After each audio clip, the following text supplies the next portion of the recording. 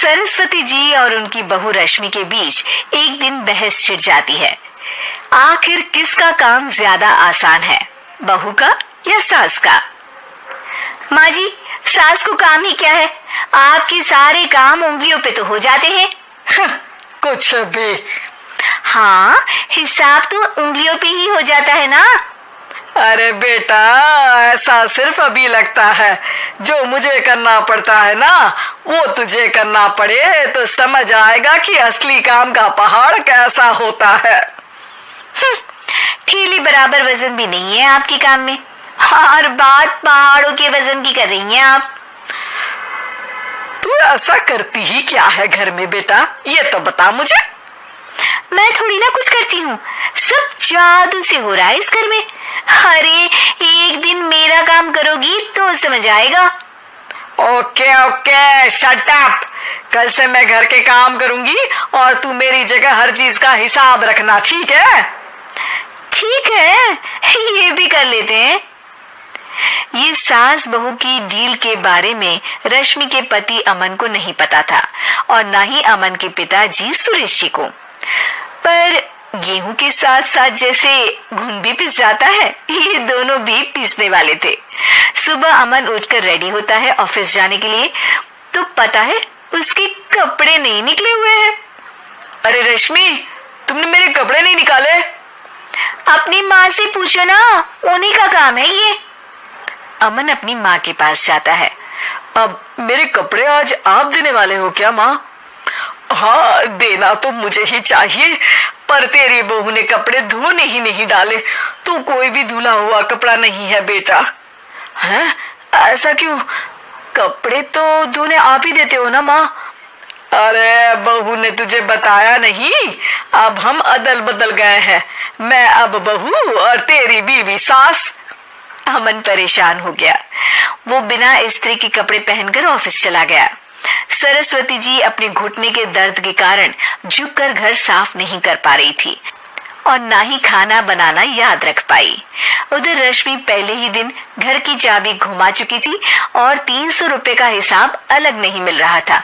पर दोनों का ही घमंड कैलाश पर्वत से भी बड़ा था और दोनों ही खेमे एक दूसरे की बात मानने को बिल्कुल तैयार नहीं थे।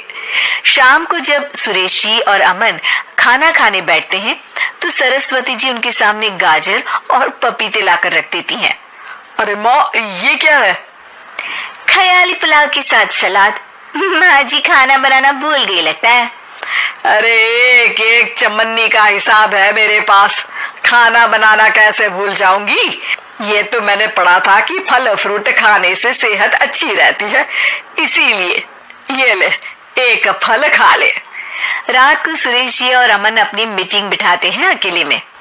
बाबूजी, इनकी लड़ाई के कारण ना हमें ठीक से खाना मिल रहा है, उल्टा घर के सारे काम रुक गए हैं। हाँ बेटा, 2 भैंसों की लड़ाई में बेचारे खेत के पौधों का भी नुकसान हो रहा है। पर पापा, क्या बताऊं आपको, मैंने माँ को इस महीने की 2 तारीख को बिजली के बिल के पैसे दिए थे। आज बिल भरने के लिए मांगने गया तो पता चला कि रश्मि उन पैसों से गैस सिलेंडर ले आई। अच्छा, तो सिलेंडर के पैसों का क्या हुआ? अब सिलेंडर के तो कोई पैसे नहीं थे बाबूजी, हमारे घर पर गैस की पाइपलाइन लगी है ना। बेटा, इन दोनों का कुछ करना पड़ेगा, नहीं तो अपने घमंड के चक्कर में पूरा घर बर्बाद कर डालेंगे ये दोनों। अमन और सुरेश जी काफी सोच विचार के बाद एक निष्कर्ष पर पहुंचते हैं। रात ही को दोनों अपनी पत्नियों की अलमारी से नई साड़ी निकालते हैं और सुबह जब रश्मि और सरस्वती जी उठते हैं तो देखते हैं कि दोनों पति साड़ी पहनकर चढ़ाव पर सब्जियां काट रहे हैं। अरे ये सब क्या हो रहा है? क्या हो रहा है मतलब?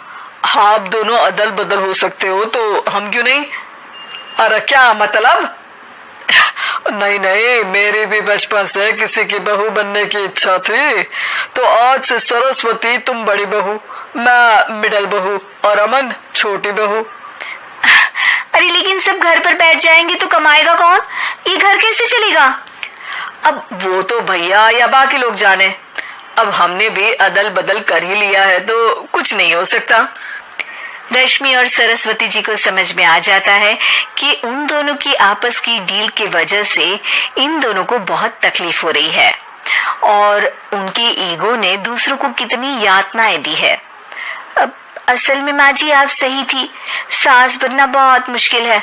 अरे हाँ बेटा, और तू भी, मुझसे तो नहीं हो पाया सब घर के काम, वापस बदल ले क्या?